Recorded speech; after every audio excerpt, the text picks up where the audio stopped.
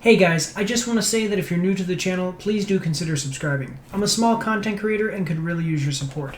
I live stream 100% of the gameplay for games that I review, and I'm also always trying to keep up with the big named movies that are being released. If you would like to support the channel monetarily, you can do so through PayPal, or even better yet, you can get yourself some merch from my Teespring store. If you want to get better connected, you can do so through the social links in the description below, and please do consider joining the Discord. If you do, you can voice chat with me through my headphones while I live stream, and you won't be recorded on YouTube or Twitch. That's all I've got, guys. I hope that you really enjoy the video. I think it's a pretty fair statement to say that everybody loves Tom Hiddleston's portrayal of Loki in the Marvel Cinematic Universe. But, and this is a slight spoiler here, Loki dies at the beginning of Avengers Infinity War.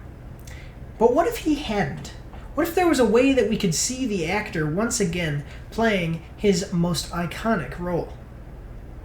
I'm Mike, and this is Mike's After Action Reviews, and this is the After Action Review of Season 1 of Loki.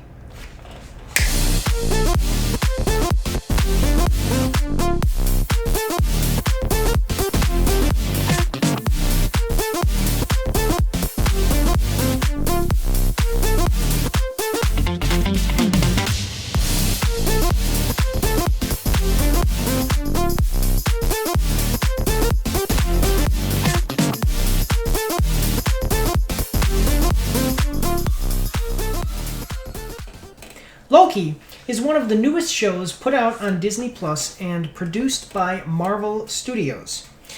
It was written by Mark Waldron, who is well known for the Rick and Morty series, which I think actually was a great strength of the show. It was directed by Kate Herron, or Huron. It's Herron. I'm not sure exactly how you spell or how you pronounce it. She is known for she directed 4 episodes of the show Sex Education. She did a series called 5 by 5, and she did 1 episode of the show Daybreak, which is on Netflix. Sex Education is on Netflix as well. I'm not familiar with 5 by 5, and I have not watched any of those shows. I'm also not familiar with Rick and Morty from Michael Waldron. I know about it. But I haven't watched it. But they do have, and I do know that they have some time travel things going on in there, which is a part of this show. So you can see that coming into that with that experience, he probably really helped do some things as far as how this show works. So we are going to start by talking about the plot. So basically, as I said, what if Loki, instead of dying in Infinity War, something happened along his life that changed the course of everything, and that's basically the whole thing. During Endgame, they show a scene, and they show this right at the beginning of the series, where they're trying to get the Tesseract and from the Shield at the time, and Shield is escorting Loki one way and the Tesseract another, and so they try to intercept and grab the Tesseract there. It doesn't work. That Loki of that time, because they're using time travel, gets the Tesseract and uses its power to teleport away. And basically we pick up from there. And they explain this pretty well by introducing you to an organization called the TVA, which basically manage what is called the sacred timeline by ensuring that basically any time that something on the timeline happens that shouldn't happen, it creates, if you're familiar with things like Flash, they have the Flash point where this is the timeline, but then when something else happens, you have the timeline here, and then a little beep, beep. Sorry, I don't know why I made that noise. A secondary timeline will come off, and it'll start a parallel timeline. Okay, so basically they prevent a flashpoint, or whatever you want to call it, a secondary timeline from occurring. But when one does occur, in this case it involved Loki, so Loki would be called a variant. So all of the people that exist in that secondary timeline are called variants.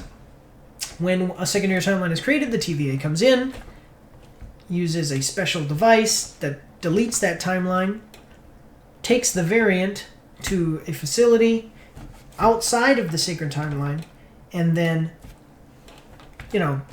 either disposes of them, or some other stuff can happen as well, and you'll have to kind of watch the show and see how that all works. But there is like a court. You go to court, and they decide your fate there.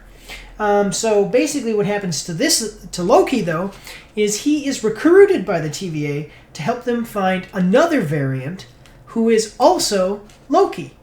And this variant is basically using time travel and using time travel devices and things from the TVA to be able to jump from different locations in time. Each time that this Loki does that, it creates another one of those timelines. The TVA has to come in and do what's called pruning it. Okay? This leads to some interesting situations with Loki kind of he's trying to help catch a Loki, and at the same time he is trying to gain his freedom from the TVA and hopefully be kind of reinstated back into the universe, or into a timeline, so he can live out his life following his, pursuing his glorious purpose. And as always, he's trying to basically rule the universe. But not everything is as it seems. As things go along, you kind of get this idea that there are just things that you just don't know, and there's quite a bit of mystery that occurs during, the first 2/3 of the show. Well, no, I can't even say that. It's all the way through the show, but there is some stuff that is revealed about 2/3 of the way through the show. There's only 6 episodes. Yeah, six episodes, and they're all roughly 45 minutes apiece. There's the mystery, and they're trying to find out, exactly what's going on and how all of this stuff happens. And there's kind of multiple things that are going on as far as the mystery that happens. As far as the acting for the show, actually, it's a very good cast. I mean, very good. You have Tom Hiddleston, reprising his role as Loki, and he plays multiple characters multiple Lokis throughout the series. You have Owen Wilson, known for the Royal Tenenbaums, Wedding Crashers,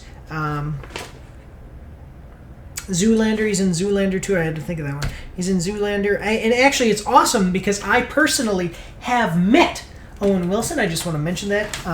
I went to Rome, and while I was in Rome, he rode up next to me at an intersection on a bicycle, and then he did his little so he was looking this way, and then he turned and looked right at me. And before I could say anything like, "Oh, cool, Owen Wilson," he rode off.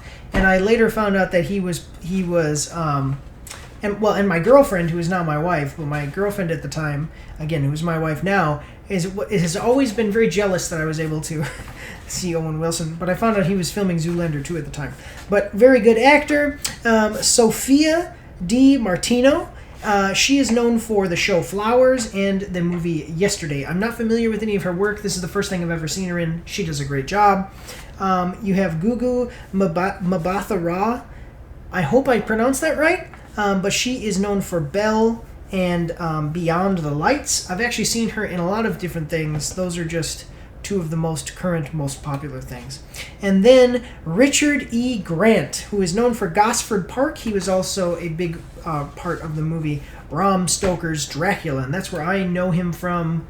That's where my name recognition for him comes from immediately, but he's been in a lot of things, the series Girls, stuff like that. He's in a lot of stuff. So, acting is excellent. I don't think that there was a character or anything that had any, basically, if the acting is good, there's not a whole lot to say. But then, here is where, now I will tell you, we are going to get into some spoilers here with certain characters. Okay? And probably, if you're watching this thinking about watching Loki, you probably already know what I'm going to kind of spoil. So, spoiler alert. There's one character I'm going to reveal. It is not the kind of the big final reveal, are related to the big final reveal of the show, but are the untying of the mysteries that the show presents. But it is a spoiler alert, nonetheless. So we have characters. So you have Loki, and I'm going to say Loki Prime. Every time that I talk about who the main character of the show, Loki, I'm going to say Loki Prime. So we have Loki Prime, and I'm going to tell you right now.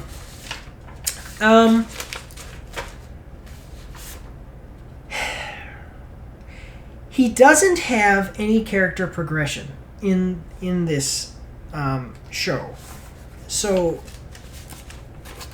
watch for that. I mean, basically, this is the Loki from immediately after the Avengers. So and I understand why they did this, but basically, immediately some stuff happens. So he gets captured by TVA. They're trying to recruit him, and then they basically one of the other characters, Mobius, who's going to be the next character I talk about. Mobius shows him a video of himself being killed in Avengers Infinity War, and immediately it's like all of the character progression that you got in Thor Ragnarok and and Thor, the other Thor movies. Immediately Loki gets that because he realizes, I've been this terrible thing and now I want to be a good guy now. I understand why they did it because of time, but still, I mean, it's still there, and it still is the thing that, hey, it's kind of I want to say one of those things I call a movieism, but it's not really a movieism because this isn't a movie, so it's like a showism or a seriesism. They didn't have the time to really progress that, across 15 episodes of a show or 20 episodes of a show. If this were a 20-episode show, you would have had evil Loki for probably about 5 episodes, and then he would have progressed into being a better person. And I'm going to talk some more about his character, but main protagonist. Then we have Mobius, who is kind of Loki's handler. He's played by Owen Wilson. He is the kind of TVA agent that is handling Loki and has recruited him to help him in an investigation to capture this other Loki who's killed all kinds of these TVA agents and caused all kinds of, what are they called? Basically branched timelines that they have to prune. Done very well. He plays off as kind of a character. It's actually, Owen Wilson did a really good job here, and I think he would be uniquely suited to this because Owen Wilson is the kind of actor that is good at being kind of dumb, or at least, pretending to be dumb, okay? But at the same time, there's a sharpness there in the way that he talks and moves and just generally presents himself that makes you realize, like, this... He kind of seems a little goofy, but actually, he's not the dumbest guy. Like in The Wedding Crashers. I mean, The Wedding Crash... so you have movies like You, Me, and Dupree where he's like literally a dummy, and Zoolander where he's literally just an idiot. And then in Wedding Crashers, you can see he acts goofy and stuff, but he's like a sharp guy, knowledgeable. Here, Mobius is that kind of... He's kind of like that funny guy. You think like a government agent that also still has kind of a sense of humor and a comedic personality. So he's kind of that funny guy, but every time that Loki tries to kind of go like, give me the thing, let me do the thing. So and what Loki is trying to do is trick him. Mobius is like, you think I'm stupid? Like come on, yeah. So you can do that? Like come on. And they're two characters that you can constantly see are playing they're playing like logic chess together with their plots and schemes, and Mobius trying to stop Loki from tricking him, and Loki trying to trick Mobius, and that kind of thing. And it was an interesting interaction. Like, I think that was really the highlight of the show. Of all the things that happened, the best part of this show was the interactions between Mobius and Loki. Then you have Ravonna Renslayer, who is one of the judges when I was talking before about how the TVA will bring you if you're a variant, and there will be like a court process.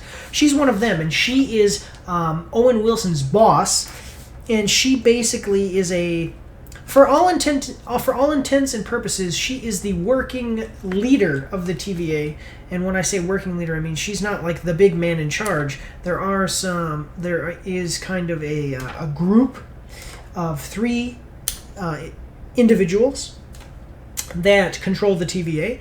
and you find that out in the very beginning. There's this group called the Timekeepers, and she answers directly to them, and so she's kind of the second-hand man, or right-hand man of the TVA.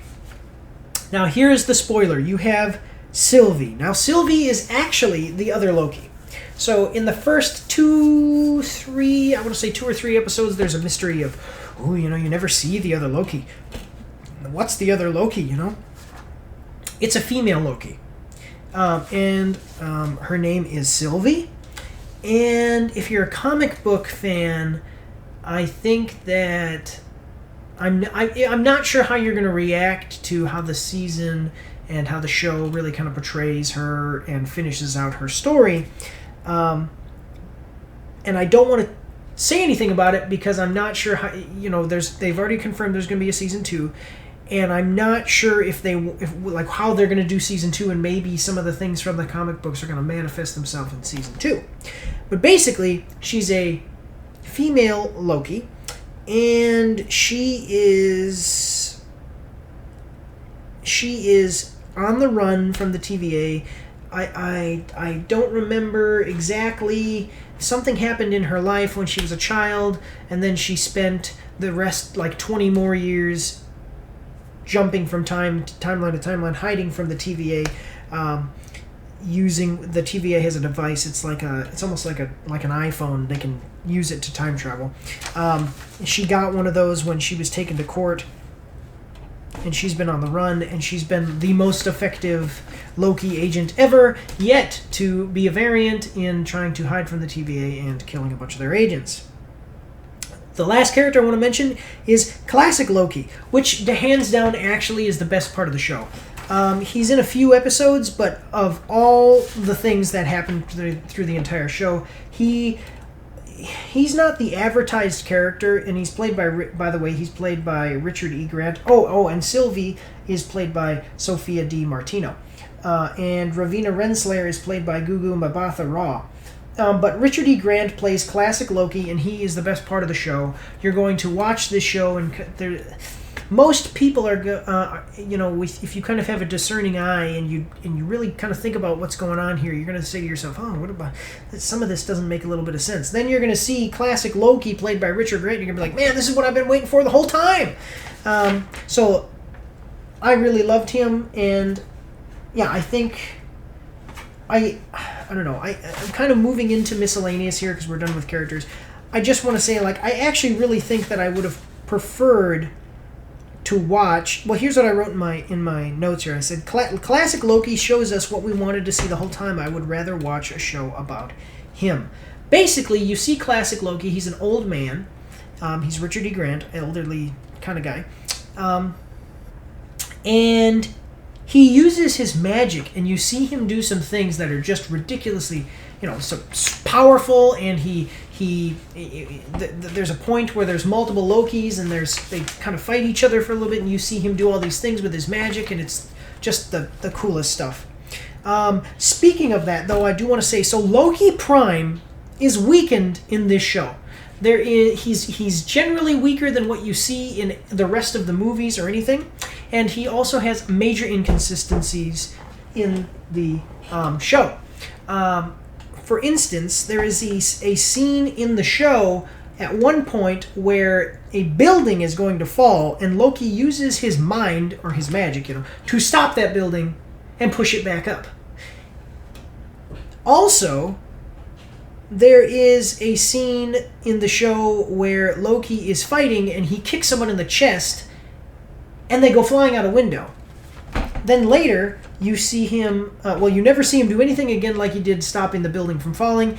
And later you see him fighting just regular mortal people and getting his butt kicked. This really disappoints me because in the comic books, Loki is actually able to lift 50 tons, which is 100,000 pounds. Okay, because of his Asgardian physical strength. All Asgardians are super strong, just because of their physiology. And Loki is also named in the comic books as the most powerful sorcerer in Asgard. And so you see this Loki, and he's basically even going up against Sylvie.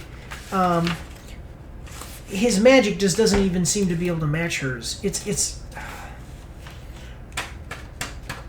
It was kind of irritating to see just the simple fact that you have movie Loki where he's catching arrows out of the sky, even as they blow up, and he flies around and hits skyscrapers and stuff, being launched against them and not taking any damage, and then he gets picked up by the Hulk and smashed around. Now he wasn't able to physically best the Hulk or anything, but he gets smashed around and you see him. I mean, he doesn't die or anything. He has a scratch on his nose.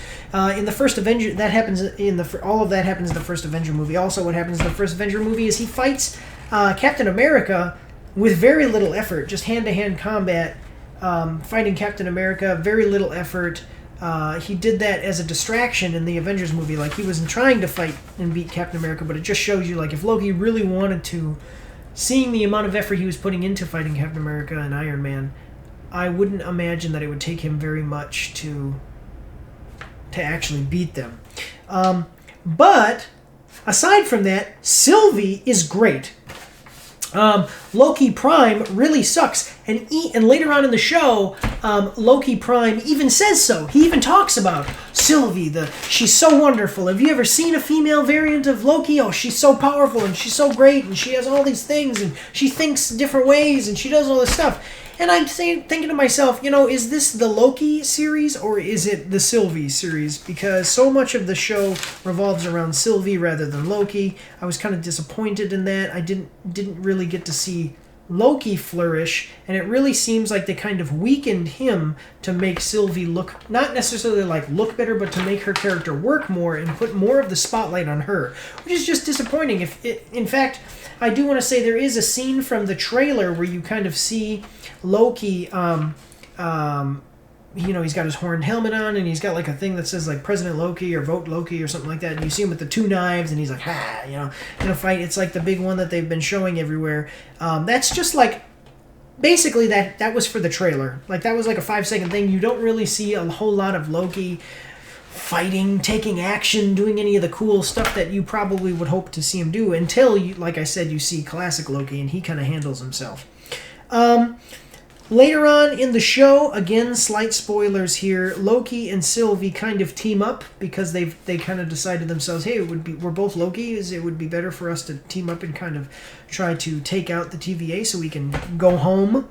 And they form a romance, and it kind of comes out of nowhere, and it actually makes no sense in the way that they do it. It occurs over one 45-minute episode, and it doesn't have the proper setup.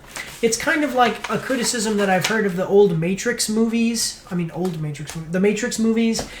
In the first Matrix movie, just randomly at the end, Trinity says that she's in love with Neo, and there wasn't really any build-up to it. And again, that's a movieism.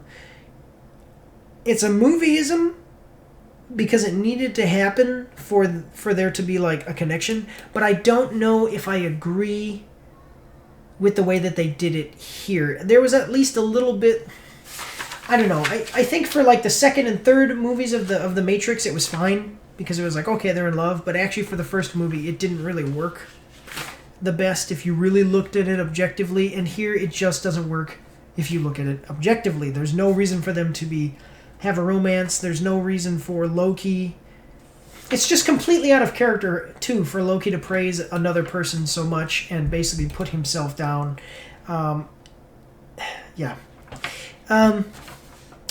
Basically, very little actually happens in this show. So, something that I do when I am finished with watching a movie or finished with watching a show is I kind of sit down and I think to myself, what really happened to this? I do a little bit of meditation, I guess you would say. I just, in my mind, I replay what I saw in the movie or show, and I just kind of think of event, major event. And there really wasn't a whole lot of major events in this show. Basically, the first half, the first like 2, maybe 3 episodes, I would say the first 2 episodes are actually really good. And why I think this happens is because somebody says to themselves, man, I've got a really great idea. How about Loki didn't die, and we have Tom Hiddleston team up with Owen Wilson, and they, kind of form a little bit of an investigative duo. And it's like, man, that is a really good idea if they do it right. And they did that part right, but then they didn't kind of know where to go from there, I think.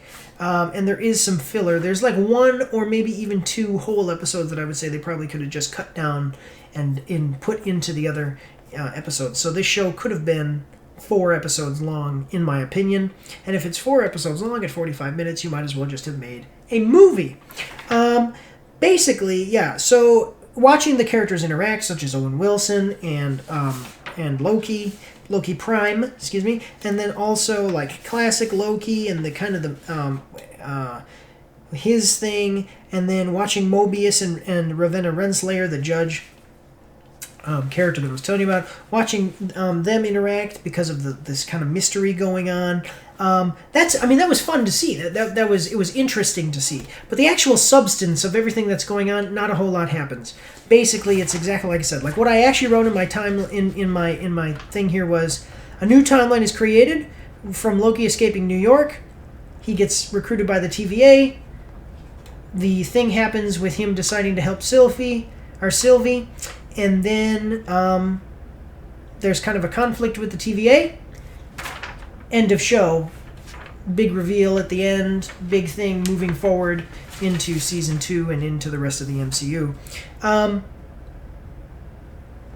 Yeah, and like I said, there's 1 whole episode that is filler, and maybe like half of another episode that's filler. So you basically got like 1.5 episodes that are filler. You could have taken that half of the episode that was filler and put it in 2 other episodes. You would have had 4 episodes of the show. Could have made a movie. Probably would have made a movie. And the reason that and you might say, well, 45 times 4, that's like a long movie. But the way that they shoot movies and make things happen in the pacing is done differently in series. And so if they made this a movie, it probably would have worked just fine. As I said, very little happens, but then at the end, and very little happens with Loki himself, Loki Prime. You see very little of Loki Prime, because a lot of this stuff, it's kind of like Thor Ragnarok.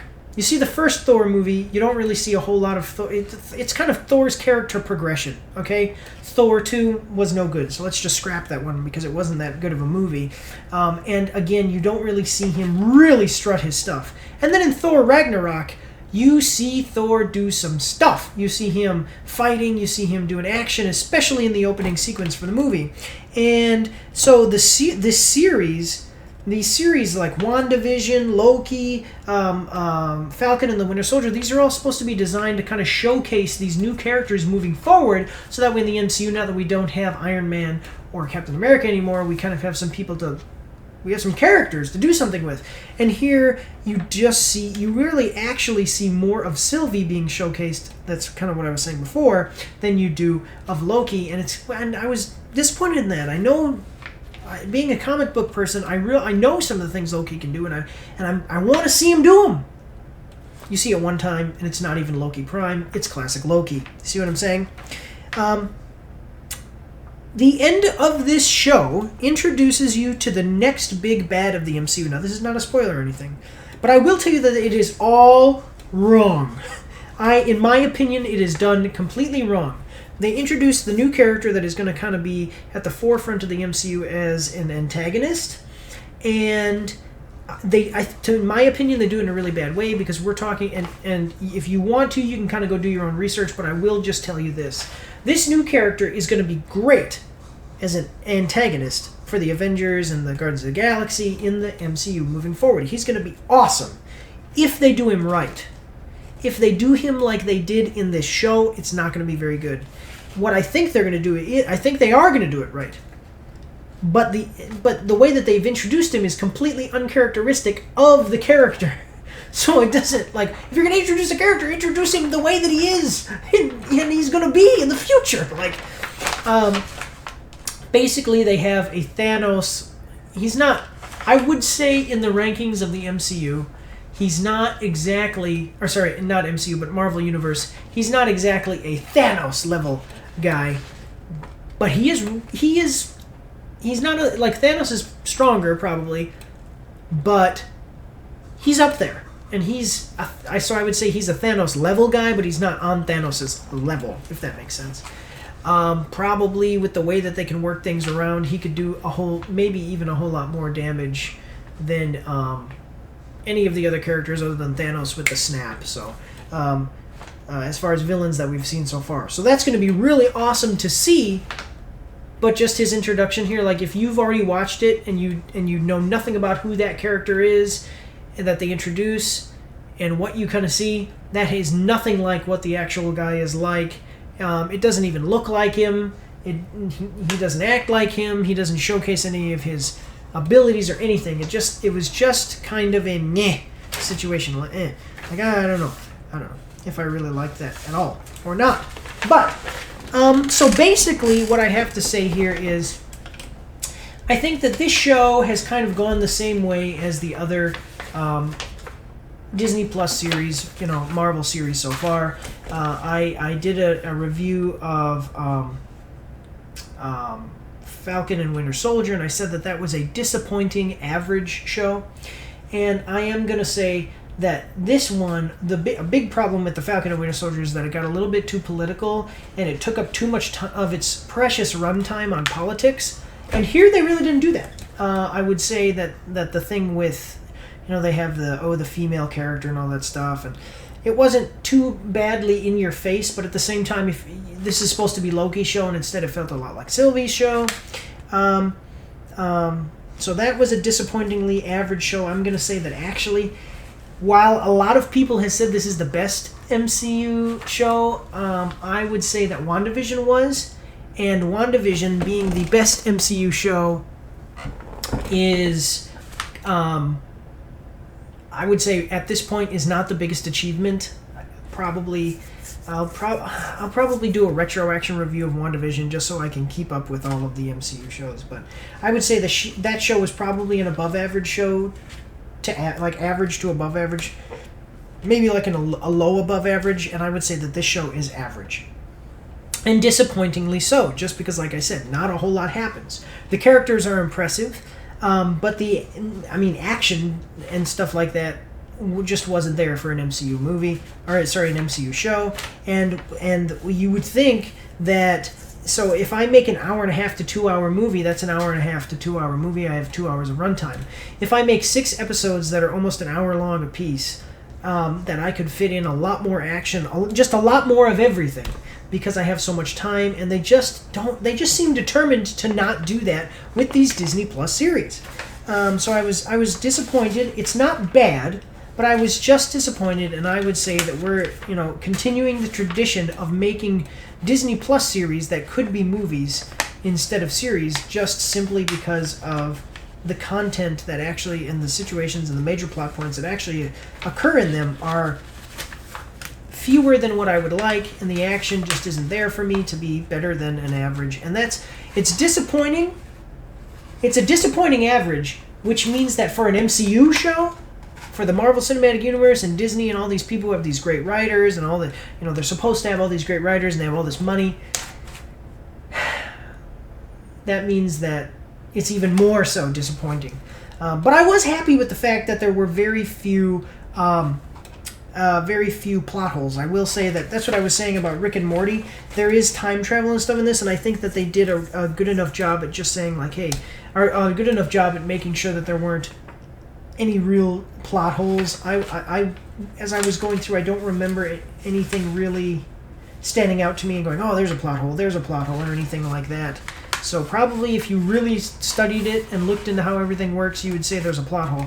Except for maybe the fact that Loki is ridiculously powerful in his own movie, or in the Avengers movie, and he's also really powerful in the all of the other movies he's in, and then here you see this inconsistencies in his power level until the very end when he has to battle one of the other characters, and it's kind of there's scenes earlier on, even like I said, where he's really good at fighting, hand-to-hand combat, and then he uses his magic and he can do certain things, and then later on in the show, he'll come up and they'll smack him in the head, bam, and get him, or, punch him one time and he's, down, and it's like, man, you're stronger than that. You have better magic power than that. What are you doing?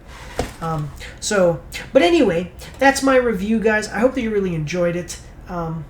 Thank you for watching. Make sure to subscribe and support the channel through the support the channel through all my socials and everything. Join the Discord so you can voice chat with me as I live stream.